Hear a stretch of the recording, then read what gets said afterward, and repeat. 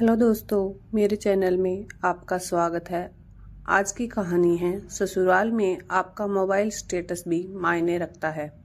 हे भगवान, आज mother's day था, पूरा दिन निकल गया, मुझे तो याद भी नहीं रहा और इस मोबाइल की बैटरी भी डाउन हो गई। करूं तो क्या करूं? घर जाकर अच्छे से लेक्चर सुनने को मिलेंगे। यह पति भी ना लेक्चर सुनाने को तैयार हो जाते हैं, पर ऐसा नहीं कि खुद याद दिला दें। खुद की माँ का स्टेटस डालो या ना डालो, इनकी माँ का तो स्टेटस डालना जरूरी है। यह मोबाइल भी आफत ही है। अब मुझे नहीं पसंद है स्टेटस अपडेट करना, तो क्या करूं? मन ही मन बड़बड़ाती हुई दीक्षा फटाफट ऑफिस से निकलकर बस स्टैंड पर पहुंच गई। देखा तो बस निकल चुकी थी, अब तो बस दूसरी बस का इंतजार करना पड़ेगा। खैर, हर 15 मिनट में वहां बस निकलती है, इसलिए कोई समस्या नहीं थी। पर जो समस्या घर पर इंतजार कर रही थी, उसका क्या करें? अपने आप को हिम्मत बंधाती हुई दीक्षा ने फटाफट बस पकड़ी और आधे घंटे बाद घर पहुंच गई। घर पहुंचकर देखा तो जिस बात के लिए उसका दिल और दिमाग दोनों घबरा रहे थे, वही हुआ। पति गुस्से में उसे घूर जा रहा था। दीक्षा ने चुप रहना ही ठीक समझा। चुपचाप अपने कमरे में गई, अपना बैग सही जगह पर रखा, हाथ मुंह धोकर कपड़े चेंज कर रसोई में आ गई। पर पति से किसी बारे में कोई बात नहीं की। आखिर कौन शांत पड़ी नदी में कंकर फेंके? अगर कंकर फेंके हुई तो पानी उसी के ऊपर आकर गिरेगा, इसलिए चुपचाप खाने की तैयारी करने लगी। पीछे से पति मयंक भी रसोई में आ गए, पर उन्हें देखकर भी अनदेखा कर दीक्षा अपने काम में लगी रही। तुम्हें कुछ याद रहता है या नहीं? दीक्षा ने ना पता होने का बहाना कर मयंक की तरफ देखा। किस बारे में? आज क्या था? आज ट्यूसडे है। क्यों? मैं दिन की बात नहीं कर रहा हूँ। आज क्या स्पेशल डे था? मयंक, पहेलियां मत बुझाओ। हाँ, अब तुम्हें मेरी बातें पहेली ही लगेगी। आज मदर्स डे था, तुमने अपना स्टेटस अपडेट नहीं किया। माँ को कितना बुरा लगा होगा। यहाँ खुद की माँ को बुरा नहीं लगता, लेकिन पता नहीं क्यों पति की माँ को बुरा लग जाता है। फिर भी अपने आप को संयत करके दीक्षा बोली, अरे मेरे दिमाग से ही निकल गया। हाँ, दिमाग से तो निकलेगा ही ना। बहू हो, इसीलिए सास को माँ नहीं समझती। माँ समझती तो तुम यह दिन कभी नहीं भूलती। मेरी माँ का मैं इकलौता बेटा हूँ और उनकी बहू, उससे तो उनसे कोई लेना देना ही नहीं। मैं अभी मम्मी जी से फोन पर बात कर लूंगी। बात करने के साथ साथ स्टेटस भी अपडेट कर लेना। मुझे फालतू दो बातें सुनने की आदत नहीं। पति एडवाइस देकर बाहर हॉल में आकर बैठ गए।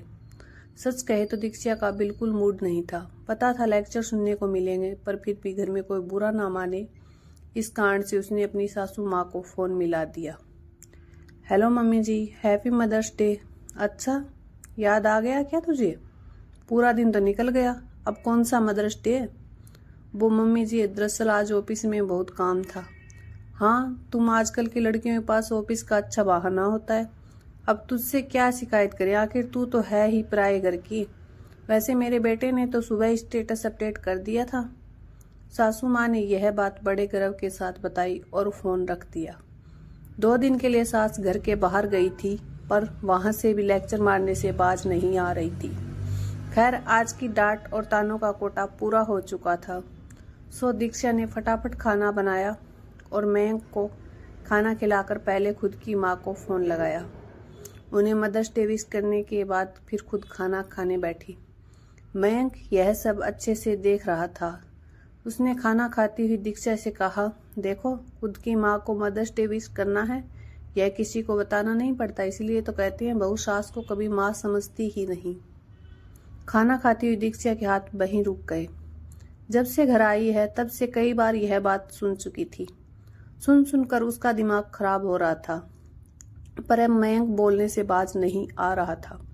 2 दिन बाद सासू माँ भी घर आ गई, पर शायद अभी भी इस बात से नाराज थी, इसलिए ढंग से बात नहीं कर रही थी। और यह बात तब साफ हो गई जब शाम को मयंक ने कहा, 2 दिन बाद मम्मी का बर्थडे है।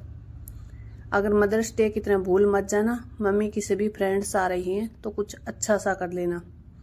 खैर, 2 दिन बाद जब सासू माँ का बर्थडे आया तो दीक्षा ने सुबह सुबह ही स्टेटस अपडेट कर दिया और अपने रेगुलर कामों में लग गई।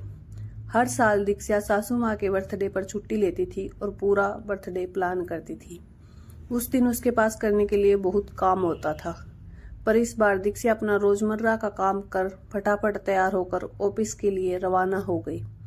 मयंक कमरे से बाहर आया तो उसने कहा, अरे मम्मी, दीक्षा कहाँ गई? वह तो तैयार होकर ऑफिस चली गई। आज के दिन भी?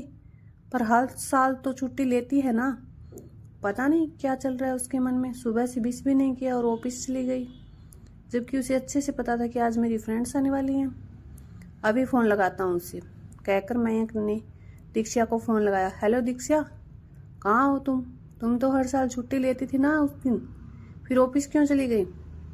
मयंक जी, अपना मोबाइल चेक कीजिए, मैंने अपना स्टेटस अपडेट कर दिया है।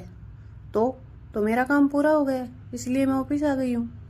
क्या बकवास कर रही हो? तुम्हें पता है ना कि मम्मी की फ्रेंड्स आने वाली हैं, तो उसकी तैयारी कौन करेगा? उनका बेटा वही करे। मैं तो बहू हूँ, इसलिए सास को माँ ही नहीं समझती। दीक्षा बस करो, मैं अकेले कैसे करूँगा? वैसे ही जैसे मैं अकेली करती थी। एक स्टेटस अपडेट नहीं किया तो आप लोगों ने मुझे 10 बातें सुना दी। यह भी नहीं देखा कि मैं सुबह से शाम तक तुम लोगों के लिए कुछ न कुछ करती रहती हूँ। आपको स्टेटस चाहिए था, मैंने स्टेटस दे दिया। मैंने वही किया जो आप हर साल करते हैं, स्टेटस अपडेट करके बस अपनी माँ से प्यार जता देती और मम्मी जी खुश हो जाती है। जबकि मैं सुबह से शाम तक लगी रहती हूँ, फिर भी किसी को नज़र नहीं आता। तो मैंने सोचा आपसे स्टेटस अपडेट करके अपनी जिम्मेदारी से बच जाऊँ। वैसे भी आप सब कुछ संभाल लेंगे, आखिर आपकी माँ है, इतना तो आप कर ही सकते हैं, कहकर दीक्षा ने फ़ोन रख दिया। सासू माँ ने पूछा, क्या हुआ बेटा, क्या कहा उसने? कुछ नहीं मम्मा, गलती हमारी है, हम ही उसे कुछ नहीं समझते थे। आखिर आज दिल की बात बोल ही दी उसने। खैर आप परेशान ना हो, आपकी फ्रेंड्स और आप बाहर रेस्टोरेंट में पार्टी कर लेना। हाँ, गलती उसकी भी नहीं है, एक स्टेटस के पीछे उसे 2 बातें सुना दी, जबकि स्टेटस अपडेट नहीं किया तो क्या हुआ, मेरा पूरा घर तो संभाल लेती है। तू रहने दे पार्टी, शाम को अपनी बहू के साथ ही बर्थडे केक काटूंगी। लेकिन कुछ नहीं, बहू तो हमेशा बेटे से बढ़कर घर संभालती है। वही होती है जिसे पता होता है कि सास को कब क्या चाहिए, जबकि बेटे को तो पता भी नहीं होता। पता नहीं हम लोगों की सोच ही ऐसी है कि हम बहू को कुछ समझते ही नहीं।